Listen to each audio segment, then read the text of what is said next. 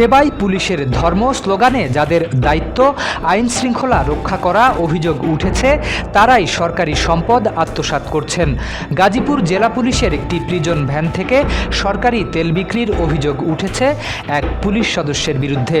অভিযুক্ত খালেক মিয়া, যিনি গাজীপুর জেলা পুলিশে প্রিজন ভ্যানের চালক হিসেবে কর্মরত, বাড়ি টাঙ্গাইল জেলায়। ইত্তেফাকের গাজীপুর জেলা প্রতিনিধির পাঠানো ভিডিওতে দেখা যায় একটি তেলের জারকিন বের করতে গাড়ির আড়ালে যান খালেক মিয়া। তবে ক্যামেরা দেখতে পেয়েই আবার দ্রুত প্রিজন ভ্যানে ফিরে যান তিনি। পরে ক্যামেরা নিয়ে গাড়ির কাছে গেলে তিনি ভ্যানের ভেতর থেকেই নানা ধরনের কাকুতি মিনতি করে বিষয়টি এড়িয়ে যাওয়ার চেষ্টা করেন।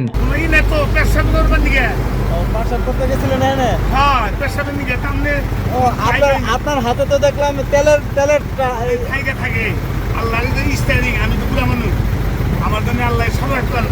ঘটনাস্থলের পাশেই থাকা অবৈধভাবে তেলের বেচাকেনার সঙ্গে জড়িত এক দোকানদার সাংবাদিকের কাছে দাবি করেন বিষয়টি সত্য।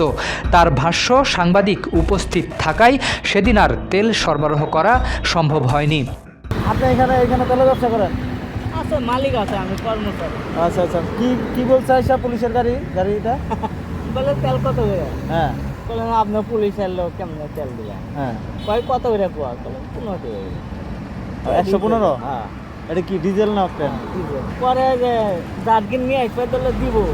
আর আপনারা পরে অভিযুক্ত পুলিশ সদস্য খালেক মিয়ার সঙ্গে মোবাইল ফোনে যোগাযোগ করা হলে তিনি অভিযোগের বিষয়টি স্বীকার করে ক্ষমা চান। পাশাপাশি নিজের পারিবারিক অবস্থার কথাও তুলে ধরেন তিনি। আমি মাত্র 2 মাস আগে বয়স হলো, আমি সত্যিকার তেল নিই কেন?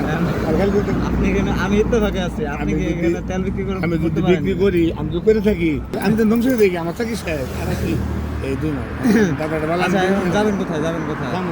শ্রীপুর। আচ্ছা, থানা থেকে কোনো আছে নাকি? আসামি আছে নাকি? আচ্ছা, ঠিক আছে।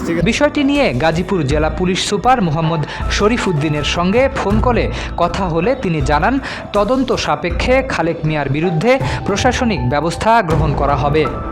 আমাদের রাজেন্দ্রপুর চৌরাস্তাতে আপনার একটা এই জেলার একটা প্রিজন ভ্যান, সে হচ্ছে তেল বিক্রি করতেছিল। হ্যাঁ, আমি দেখেছি, ওইটা আমার কাছে পাঠিয়েছে। ওইটা ওই যে তদন্ত সাপেক্ষে তার বিরুদ্ধে প্রশাসনিক ব্যবস্থা গ্রহণ করা হবে। সরকারি যানবাহনের জ্বালানি রাষ্ট্রের সম্পদ।